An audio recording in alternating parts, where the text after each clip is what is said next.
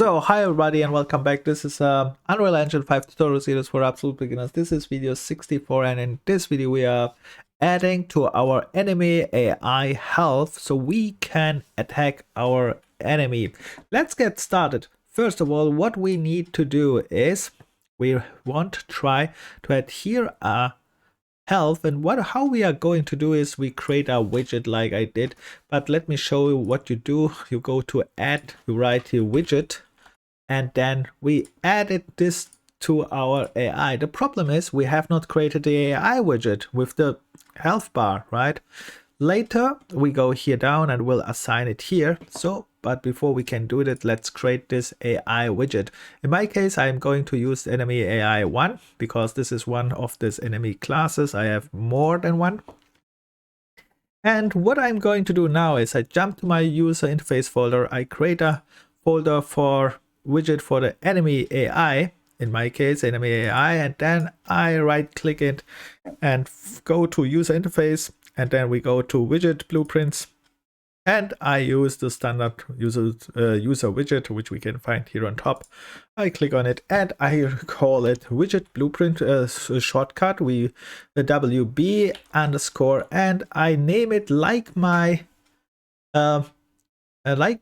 enemy because I have different one and I need to see which one I want, even if they are the same, because it can be that I make here special codes. That's why it's very important to call them sometimes the same, but of course you can reuse this widget as well for other enemy AIs as well if you want. So let's continue. Let's open this one up, and the only thing what we have to do here is similar to our widget, create a progress bar. And how we are going to do this, there are different ways. You can just throw it in here, a progress bar, but the normal way is we can use as well a canvas, I think, if you want to add more additional information. What I mean with that is, for example, if we just use the progress bar and scale it here, this will work probably too, because now we have just the progress bar here, and then we can compile, save, set here some settings and use it.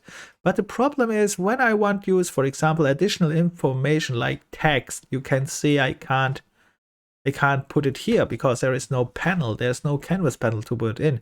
For example, you can use a text as another visual representation of this bar. For example, you want add to this bar this percentage in numbers. Sometimes in games we can see that. Something like that you can do. So let's do the other way then.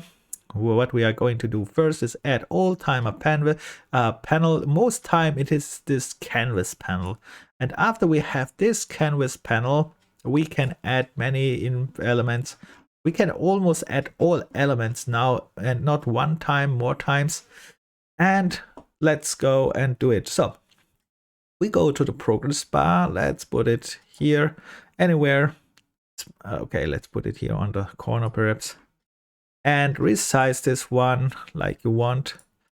And let's set this one a little bit more here in the corner. And this thing here, what you see here is again this anchor. Don't worry, you go here on you select your progress bar, go here on the right side, and this time I want anchor it the whole panel. You see it is now aiming for this one, and this panel I want adjust to the progress bar. You can oh, this one is a little bit hard and I made a mistake. I should first, let's anchor it, but I should first adjust this one and then anchor to all.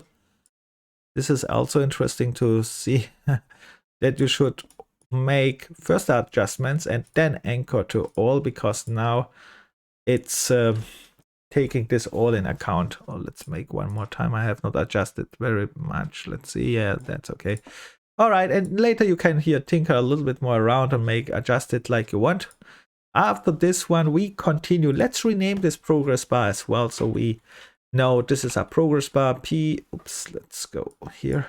Let's write here P for progress bar and B progress bar. You can use what you like, and then I named this enemy AR life bar, something like that, so I know it.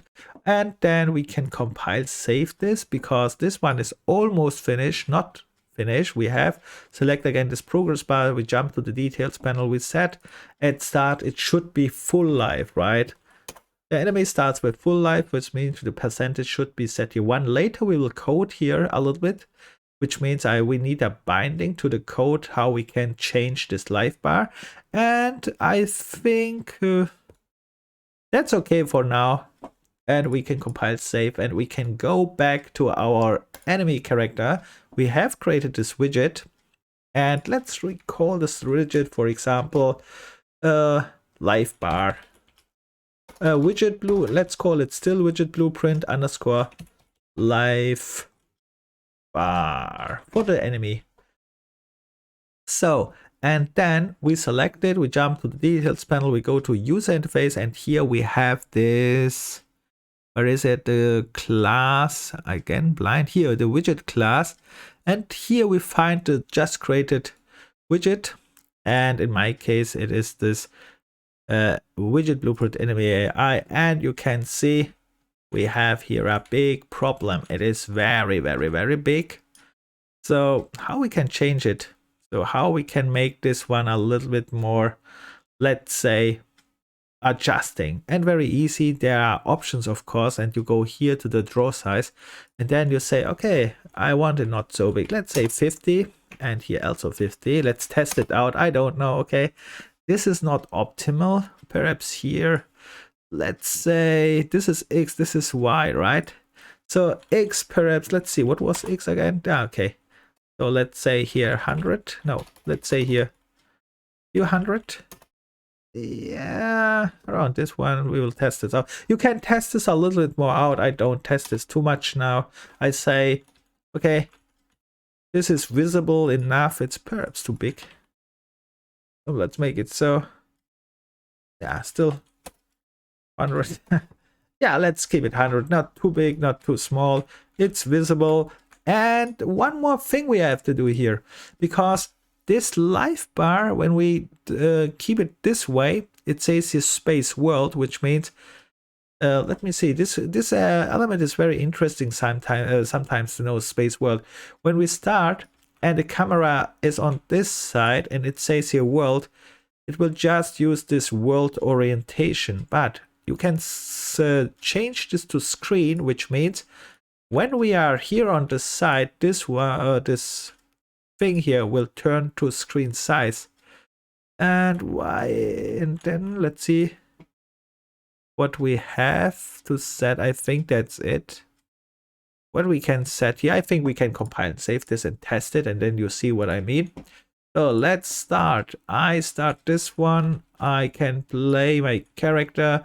He is spawning without, let's see if this was the right AI. This was the second AI, and you see now I turning and the life bar is all time visible, all time facing the camera, which means it's not a world space, and that's very important because as a player we want to see most time the life bar. And let me show you what happens if you don't make this one. This is interesting to see, to understand. So when we have here this space, I start and we see one enemy, and let's do one more, and there it comes. And now you see this the life bar, it's turning, and it's even, yeah, it gets even invisible, depends on the angel, and from backwards it's even not rendered. That's very important. So with that said, I stop here this video, because in the next video we will create the coding for that. Let's change this back to screen. That's okay, because now we have just spawned the AI life bar, but I want attack it and I want code it. So see you in the next video, and like all time, if you have questions, ask in the comments. If not, perfect, and see you in the next. Bye.